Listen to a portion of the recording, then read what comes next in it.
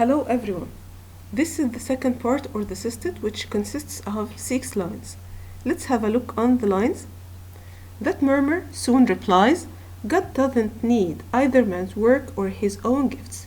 Who best bear his mild yoke? They serve him best. His state is kingly, thousands at his bidding speed, and post o'er land and ocean without rest. They also serve who only stand and wait. And here is the essence of this stanza. They also serve who only stand and wait. Let's have a look on the paraphrase.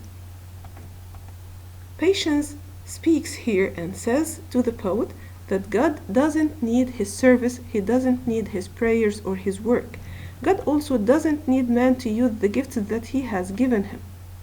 So what does God want from man? He wants people to obey him and submit to his will. Whenever we refer to God, we use capital letters. That's why we used capital H in him and his.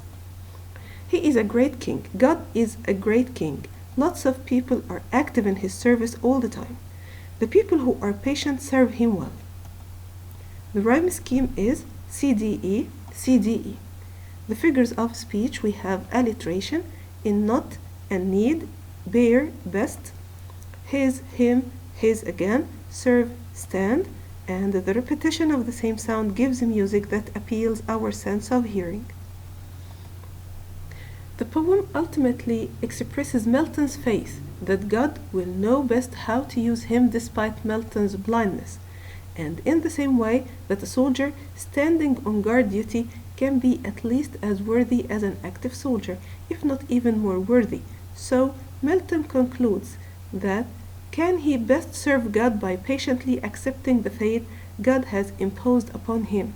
Faith is ultimately more important than any kind of active service.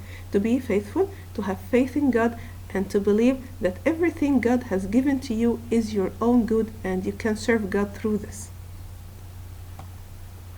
The speaker's patient responds that God is totally self-sufficient and needs nothing at all from human beings. He doesn't need man's work, nor does he even need his own gifts given by him to man and returned to him with profit by man. God, in short, needs nothing at all from people. Instead, they depend upon him utterly or completely. The best way to serve God is simply to bear his mild yoke. That means to be tolerant or to endure what God had given to you. In other words, the best way to be a good Christian and human is to behave like a completely tamed and contented work animal, such as an obedient ox, and this was a belief in Christianity regarded to the post that Milton had in church. Nevertheless, God's state is kingly, a word that implies his glory, his greatness, and his exalted power and his dignity. God is the King of kings, and thousands of people, thousands of creatures, especially angels, do his bidding, and not only do they perform his commands, but they also perform them with speed, very fast. This was the end of the poem. I hope you understood it and I hope you enjoyed it. Thanks for listening.